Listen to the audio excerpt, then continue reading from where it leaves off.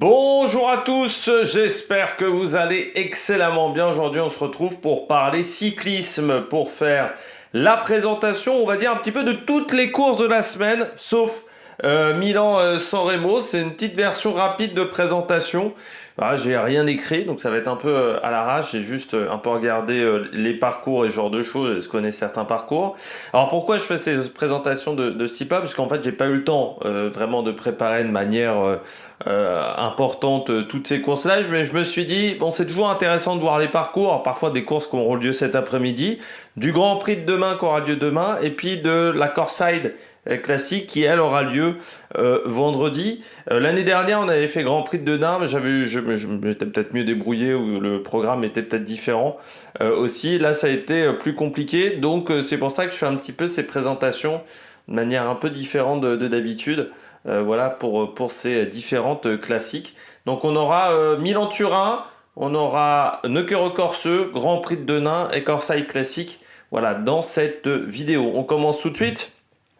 N'hésitez pas à vous abonner à la chaîne, à réagir dans les commentaires, à mettre un pouce bleu, à partager la vidéo sur les réseaux sociaux, notamment auprès de vos proches. Si vous pensez que ça peut les intéresser, dans les commentaires, n'hésitez pas à me dire qui vous voyez comme favori, quelle course vous plaît peut-être un peu plus qu'une autre. YouTube, TikTok, les shorts juste après l'arrivée, normalement de toutes ces courses, parce qu'on fera le débrief. On va essayer de faire le débrief de toutes ces épreuves, même vendredi. Vendredi, il y aura également la présentation de Milan-San Remo aussi sur la chaîne. Donc n'hésitez pas à mettre la petite coche, comme ça vous aurez la notification pour cette vidéo-là. Et puis si vous avez les moyens et que vous voulez soutenir mon travail, vous pouvez faire un super thanks et je remercie les gens qui le font. On regarde tout de suite le parcours. On commence par Milan-Turin. Pour le parcours de cette course, conditions climatiques de Milan-Turin, plutôt bonnes, on sera entre 15 et 17 degrés, avec assez peu de vent entre Rho et Salassa. Donc Salassa, c'est au niveau du Piémont, voilà, tout simplement, pour ceux qui veulent connaître. 90 km tout plat sur ce début de journée. Voilà, on sera vraiment sur un parcours très tranquille. Ensuite, ça sera un peu plus vallonné. Mais je pense quand même qu'on aura un sprint, même s'il y aura la montée du Prascorsano, 3 km à 7% de moyenne, qui est la côte la plus dure de la journée, parce qu'ensuite vous regardez à Silva et à Collereto Castelnuovo, on est en dessous de 4%, donc normalement la plupart des sprinters sont à capacité de passer. C'est plus la montée du Prascorsano, ça risque d'être un peu plus difficile, mais on sera quand même à encore une trentaine de kilomètres de l'arrivée. Donc c'est l'enchaînement Prascorsano, Collereto qui peut peut-être être compliqué pour certains sprinters, mais on a aussi des sprinters qui passent ces bosses. Donc ça devrait plutôt bien se passer. 179 km de course. On regarde la liste de départ de cette épreuve. Pour vous la montrer un petit peu, eh bien on a du Mark Cavendish par exemple qui sera avec Lutsenko sur cette épreuve et Chesbol. On aura Arnaud Démare avec Donovan Grondin. On aura Davide Persico du côté de la Bingoal, tiens, coureur intéressant. Davide Persico avec Teugels, Borans Grohe avec Bob Jungels au départ. Et puis Luis Jo Lurs, qu'on nous promettait comme très belle pépite, jusqu'à maintenant ça a un peu du mal à performer. Brian Cocard sera au départ pour la Cofidis, avec également Stefano Oldani et Axel Zinglé. Donc grosse équipe, du côté de la Coratec on vient avec Sbaragli dans cette formation et Alexandro Iacchi. Du côté de F, eh bien, on vient avec Bettiol et Vandenberg, je mise quand même plus haut sur Vandenberg, à part si vraiment on arrive à créer un gros rythme pour dégager un maximum de sprinters. Du côté d'Intermarché, on vient avec Arne Marit ou encore Diane Smith. Du côté d'Israël, on vient avec Vermon, Riley Sheehan. Du côté de la Movistar, on vient avec Garcia Cortina qui est en forme. Il y aura également Iner Rubio. Du côté de la Q36.5, on aura Matteo Badilatti avec également Walter Calzoni. Du côté de la DSM, on vient avec Casper Van Uden, Patrick Bevin également au départ, et Kevin Vermarque. Du côté de la Polti Cometa, Davide Baïs ou encore Mirko Maestri. Du côté de la Total Energy, on vient avec Emilien Janière ou encore Jason Tesson dans cette équipe. Du côté de la Tudor, on aura Simon Pelot et surtout Alexander Kamp avec Krieger. Du côté de la UAE, Marc Hirschi avec également Diego Ulissi. Pas de sprinter, hein, on verra. On va du côté de la UAE. Du côté de la NOX, on vient avec Alexander Christophe Barèche-Kiold. Et du côté de la VF, on vient, de la Bardiani, pardon, on vient avec Zamoncello, avec Martinelli au départ. Si je devais mettre des favoris sur cette course, je mettrais Brian Cocard, je mettrais Vermeulen. Et je mise plutôt sur un sprint, comme vous pouvez le voir. Je mettrais en troisième coureur Varichkol parce qu'il passe bien les bosses, le cours de la Uno X. Et en grosse cote, eh bien moi je tenterais Persico du côté de la Bingle. Voilà. Du côté de cette épreuve. On peut regarder même le palmarès, tiens, pour finir, de Milan-Turin. Pour regarder un petit peu les derniers résultats. Donc il y a eu Arvind de Klein l'année dernière, on s'en souvient, qui avait battu Gaviria et Casper Van Uden. Le parcours était légèrement différent. Cavendish s'était imposé en 2022 face à Nasser Bouani et Alexander Kristoff. Roglic en 2021. 2020 c'est Arnaud Démare. Woods en 2019. Pinot en 2018. En sachant que certaines années, cette course-là avait plutôt lieu en fin de saison pendant les semi-classiques italiennes. On a eu Oran, Miguel André Lopez, Diego Rosa, ou encore Caruso et Ulissi. Ces dernières années, on est plutôt sur des vainqueurs sprinteurs. Là, c'est presque le parcours le plus dur de ces dernières années, sur Milan-Turin. Et quand on regarde, c'est une course qui a été créée en 1876. Moi, on me marque. Henri Pélissier, vainqueur en 1911, parmi les vainqueurs français. Laurent Jalabert en 97. Et ces dernières années, donc Pinot démarre du côté des vainqueurs français de cette épreuve.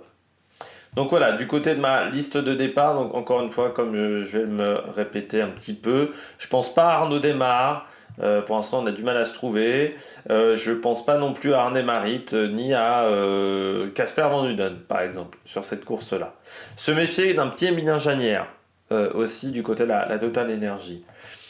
Du côté, alors ça, j'en ai plus besoin, du côté de Nokere Corseux, eh bien, course toujours intéressante entre Deinze et Nokere, avec le Nokereberg pour finir, 400 mètres à 3%. Parcours, je vais vous le décrire légèrement, je l'ai pris ici, le parcours de cette course. Donc, on aura en début de journée sur ce parcours le Katteberg, ça sera le début de journée. On passera notamment par Oudenarde en tout début de journée. Donc, il y aura le Katteberg qui sera assez compliqué. On aura eu le Langemunte qui sera le premier secteur pavé de la journée. Donc Katteberg, c'est 750 mètres à 6,2%. Ensuite, on aura le Holleweg et le Jagerage qui seront à grimper avec une boucle où on aura également la colline de Varan, 1,2 km à 5,5 de moyenne. Donc je ne sais pas si ça se voit correctement sur cette première boucle. Donc la colline de Varan, elle est ici. Et puis après, on passe à Oudenarde et on attaque une nouvelle boucle. Une autre boucle avec notamment le Pettegenberg sur cette deuxième boucle qui est donc différente de la boucle finale. On aura également le Hellestraat, 1,5 km à 3,8 de moyenne, pourcentage max 9,8%. Le Holstraat, 1 km à 5,2 de moyenne, pourcentage max 12%. Le Pettegenberg, 500 mètres à 7,6%, passage à 11%. Et puis le Fabrikstraat, 954 mètres, là on est précis. C'est ce que nous dit Holiday Cycling avec 5,2% de moyenne, Et puis ensuite, on attaque le circuit final, donc 3 boucles de ce circuit final, avec donc en point le plus important, le Nokereberg, qui sera franchi, je crois, à 4 reprises ce Nokereberg. On aura donc sur ce parcours le Lange Ast, 500 mètres à 3,4%. On aura aussi dans cette boucle finale le Lange Astrat, 400 mètres à 5,2%.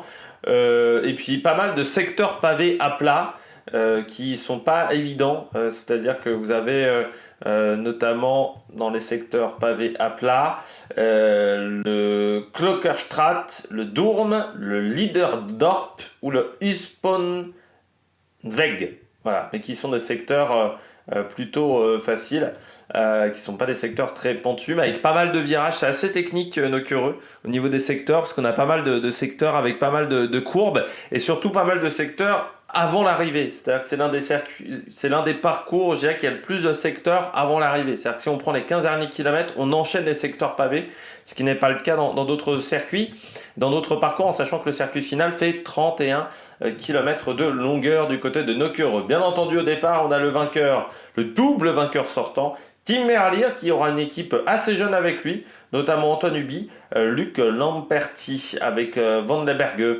Du côté d'Alpecin de Koninck, on aura Jasper Philipsen au départ, avec également Oscar Riesbeck pour avoir la condition physique de Philipsen après sa chute. Du côté d'Intermarché, on aura Gerben Tyson avec également Boy Van Poppel ou Baptiste Plancart qui était également tombé. Lui, c'était sur le Grand Prix Jean-Pierre Montserrat. On n'a pas eu le temps de faire le débrief du Grand Prix Jean-Pierre Montserrat. Je m'en excuse, mais voilà, il y a eu beaucoup de travail. C'était prévu, il était écrit, mais j'ai jamais eu le temps de le faire. Du côté de l'Arkea BNB Hotel, on a Jente Biermans avec David Decker. Pour cette formation, Dan McClay, on aura la Cofidis avec Oliver Knight, Agnoloski, Fretin, notamment au départ, et Pitalgart du côté d'Ineos, Elia Viviani, Ethan Etter, Léo Etter, avec également Ben Swift. La Groupama vient avec Stephen Kung, qui a eu un drame personnel à affronter pendant ces derniers jours. Donc on verra, ça sera peut-être compliqué vraiment pour Stephen Kung qui sera au départ avec Marc Sarro, le Vierzonais, et puis on aura également Lewis Aski. Du côté de la Lidl Trek, on aura le frère de Jonathan Milan, Matteo Milan, avec Consoni. Il y aura également Teutenberg. Il y a pas mal de jeunes parce que c'est marqué Lidl Trek et pourtant ça ressemble presque plus à la Lidl Future Trek. À Lidl Trek Future, je ne sais plus comment ça s'appelle, l'équipe de développement. Du côté de la DSM, on aura Jacobsen, on aura Pavel Bittner également, Nils Ekholm dans cette formation. Du côté de la UAE, Tim Willems avec Baroncini, Hodge également dans cette équipe. Du côté de la Lotto Destiny, Milan Menton qui sera au départ avec Alex Segart qui pourrait être un coureur intéressant. Du côté de la Bill Gaulle, Dimitri Baskens avec également Nathan Van de Piet, le français. Du côté de la Flanders baloise, Elias Maris, Victor Vercouilly qui avait été intéressant sur le week-end d'ouverture. Donc on va voir ce que ça va donner. Euskatel, on aura Berastouri, on aura James Fouché, le néo-zélandais également dans cette formation. Et puis le fils de Emar Zoubeldia, Unai Zoubeldia. Du côté d'Israël, Ackermann, Hofstetter, Schwartzmann au départ avec Tom Van Esbroek. Du côté de la Q36, Matteo Moschetti avec Rory Tozen notamment. Du côté de la Uno X, on aura Rasmus Stiller, on aura également Bloom Levy du côté de la Tudor. Arvin de Klein sera là. Ça va être la première fois que je le vois sur des pavés, moi, Arvin de Klein. Il n'a pas dû faire souvent des pavés. Puis il y aura la TDT Unibet Cycling Team avec notamment Stockbro au départ, Axel Huens ou encore Thomas Kopecki.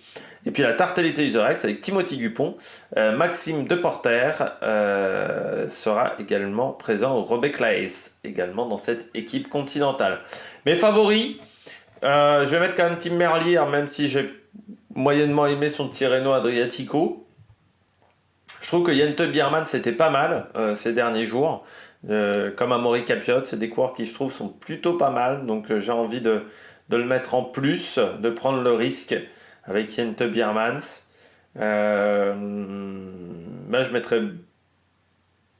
mettrais un Baroncini avec les pavés dans la montée finale en costaud, ça peut peut-être le faire. Et puis en grosse cote, je tente un Alex Segart, grosse cote, voilà, du côté de la Lotto Destiny. Et peut-être un Rory Tozen également du côté de la Q36.5.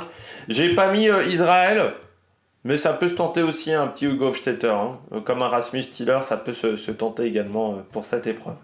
On regarde un petit peu le palmarès de Nocureux Corseux rapidement. Donc les deux derniers vainqueurs, c'est Tim Merlier face à Edward Tuns et Milan Manton et face à Walscheid et Arnaud Delis en 2022. On a Ludovic Robit qui lui s'était imposé en 2021 devant Damien Godin. C'était le dernier gros résultat, je crois me rappeler, de Damien Godin. On peut regarder ça rapidement, Damien Godin. Nocureux, c'est la dernière fois où il a fait un grand résultat.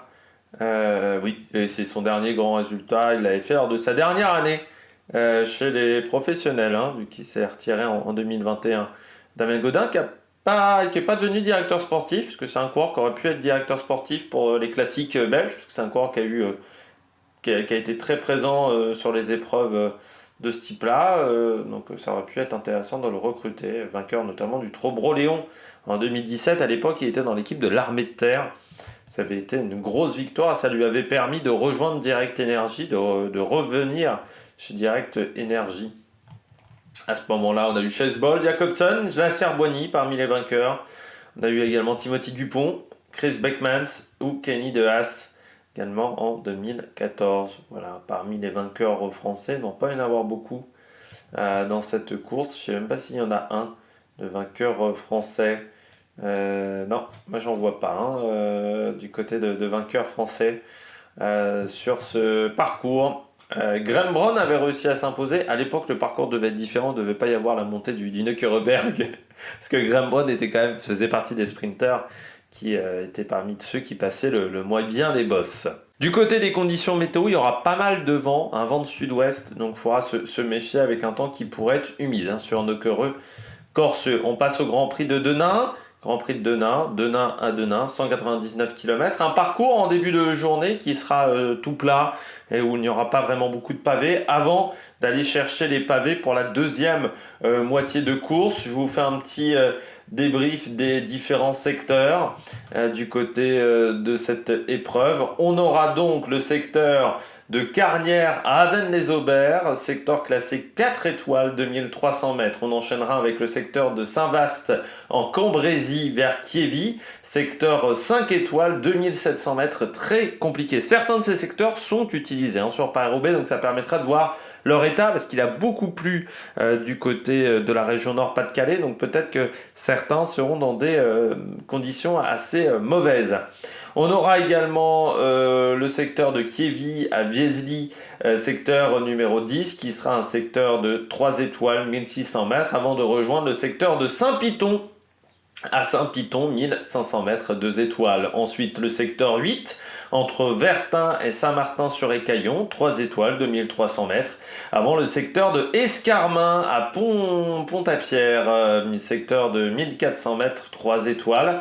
Avant le secteur 6, entre Capelle et Ruenne, secteur classé 4 étoiles, 1600 mètres. Secteur numéro 5, le secteur de Verchin-Maugré à Kérénin, secteur 3 étoiles, 1600 mètres. Kérénin à Main, le secteur 4.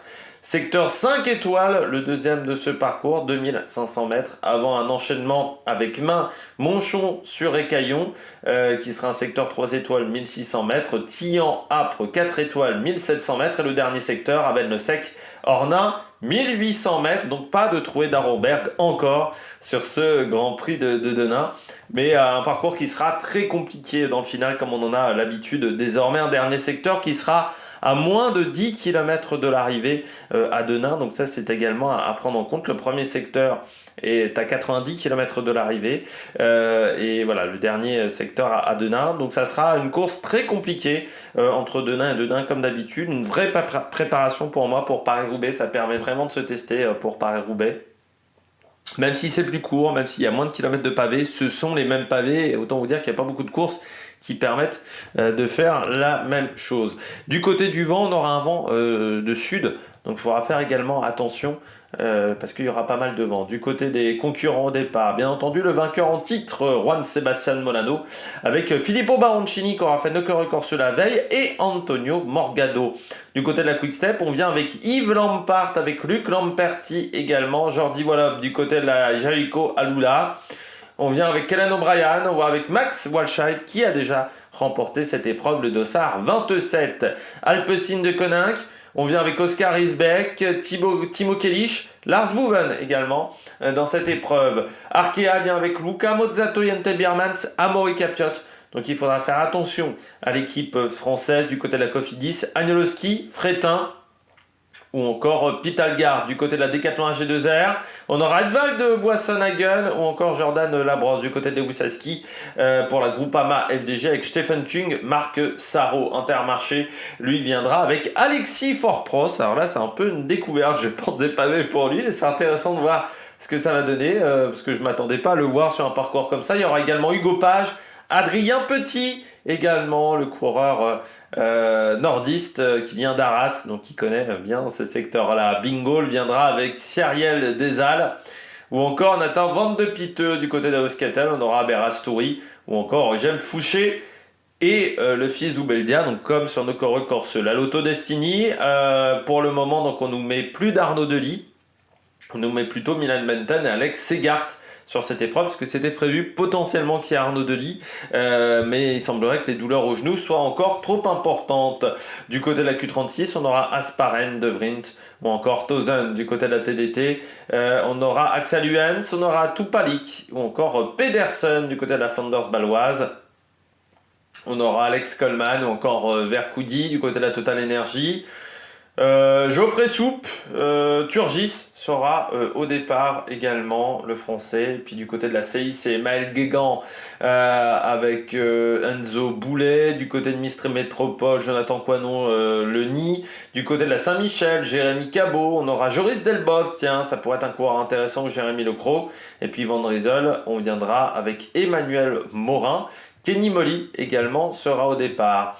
Parmi mes favoris pour cette course-là, je mettrais bien un Amaury Capiot du côté d'Arkea. Je tenterai également le coup avec pourquoi pas un Lamperti du côté de la Soudal Quick-Step. On sait qu'il sprinte bien. Moi, je mettrai également du côté des autres coureurs. Qui je pourrais tenter là du côté des coureurs? Bah tiens, un petit Turgis qui a quand même montré des choses sur Paris-Nice. Et puis en grosse cote, donc encore plus grosse cote que Turgis, je mettrais un Edvald Boasson-Hagen. Edvald Boasson-Hagen, ça m'intrigue. Et puis je mettrais également Morgado, tiens par exemple. S'il arrivait à sortir seul à 10-15 km de l'arrivée, ça pourrait être costaud. Les derniers vainqueurs de cette épreuve du Grand Prix de Denain. On va regarder ça tout de suite, le top 3 par édition. Eh bien, c'est Molano, Walchild, Philipsen sur les 3 dernières années. Donc, on voit plutôt des sprints, même si pas toujours en grand comité. Et Molano, je crois que c'était en solitaire. Molano, l'année dernière, qui s'était imposé. J'aurais pas dû faire comme ça. J'aurais dû faire voilà, comme ça. Non, il était en petit comité, pardon. Je pensais que c'était en solitaire qu'il s'était imposé. En 2019, Van Der Poel, Kenny De Haas en 2018, Arnaud Démare en 2017, McClay, Boigny 2015-2014, mais à l'époque c'était une épreuve toute plate et sans pavé. Et puis il y avait eu Arnaud Démare en 2013 et Juan José Aido en 2012. Voilà, beaucoup de vainqueurs français. Épreuve qui s'est démarrée pour la première fois en 1959 avec Seamus Elliott. C'était un Irlandais qui s'était imposé, Jean Stimbleski avait pris la 3e place. Et donc du côté des conditions climatiques, du vent, ça sera pareil à Breden Corside le vendredi. Pas mal de vent, parcours assez simple, c'est plutôt plat du côté de Corside, de cette Corside classique, avec le Banneberg, le Monteberg, le Kemmelberg en difficulté.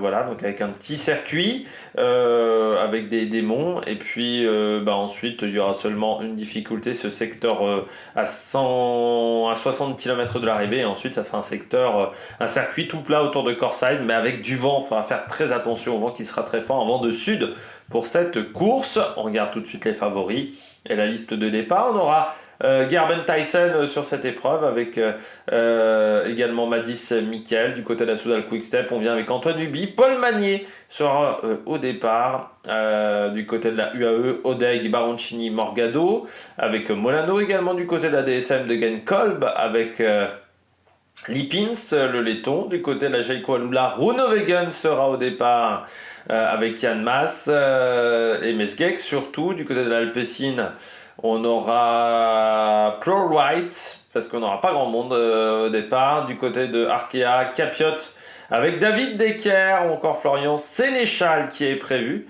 Donc en reprise, il faudra voir la condition physique quand même de Florian Sénéchal, parce que c'est intriguant d'essayer de revenir aussi vite.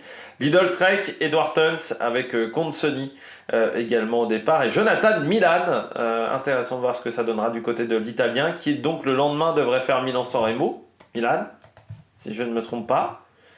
Oui, il va faire les deux. Très intéressant de voir comment il va réussir à enquiller les deux. Delis pour la Lotto, Ackermann pour Israël. On aura Bloom Levy du côté de la Uno X. On aura Total Energy avec Gachignard et Turgis avec Geoffrey Soupe du côté de la Bingol. On aura Demester du côté de la Fonder Baloise, Elias Maris. Tom De Vrient sera au départ pour la Q36 avec Matteo Moschetti. La Novo Nordisk sera au départ avec Sam Brandt, avec Ridolfo, notamment au Kopechki. Du côté de la TDT, on aura Bomboy, je ne sais pas comment on doit le dire, le Belge. On aura Stockman, Stockbro. On aura Bolly du côté de la Tudor, mais surtout Arvin de Klein. Et puis on aura la Tarteletto avec Timothy Dupont. On aura le Volk Versal Cycling Team avec De Jong notamment ou Damon. Favori, je mets Tyson, je mets De Klein sur un sprint de ce type-là. Je tente également Groenewegen, donc je prends pas des gros risques. Comme vous voyez, je tente pas Milan parce que je me dis Milan avec Milan-San Remo le lendemain, peut-être qu'il aura un petit peu la tête ailleurs. Et puis parmi les grosses cotes, eh bien, je tente Timothy Dupont en forme en ce moment. Je tenterai bien un petit Moschetti. Et je tenterai un David Decker, également en grosse cote pour cette épreuve. Les derniers vainqueurs de cette course. J'étais un peu loin. Les derniers vainqueurs. Eh bien, on a Tyson l'année dernière, Ackermann, Tim Merlier, qui s'est imposé. Ackermann en 2019, Odeg en 2018, Alvorsen en 2017, épreuve qui s'est lancée en 2011, cette course. Voilà, et toujours pas de vainqueur français. Ce sera peut-être la bonne idée cette année d'avoir un vainqueur français sur cette Breden Corside classique. On regarde un petit peu le programme télé parce que j'ai oublié de vous en parler pour ces différentes courses. Donc le programme télé pour cet après-midi, il y aura donc Nocure Corse Femmes à 12h15 sur Eurosport 2, puis Milan-Turin dans la foulée également sur Eurosport 2. Avant d'attaquer Nocure Corse Homme, ça sera à 16h également sur Eurosport 2. Du côté du Grand Prix de Denain, ça sera à 14h sur Eurosport 2, mais également sur France 3 Régions pour cette manche de la Coupe de France. Et puis, je vérifie qu'il n'y a pas... il y a aussi le Tour de Taïwan en ce moment, mais on ne le débriefe pas sur la chaîne. Et puis pour finir, Breden Corside Classique, ça sera donc... que je redescende un petit peu cette course. Ça sera à 14h30 sur Eurosport 2. Ça sera vendredi. Je vais pas regarder sur les chaînes belges pour la Corside Classique, mais ça devrait être diffusé, je pense, sur au moins la VRT et pourquoi pas la RTBF également. J'espère que vous avez aimé cette vidéo. Si vous avez aimé cette vidéo, n'hésitez pas à vous abonner à la chaîne, à réagir dans les commentaires, à mettre un pouce bleu. Et puis nous, on se retrouve pour de nouvelles aventures sur la Mec Production. Ciao, ciao!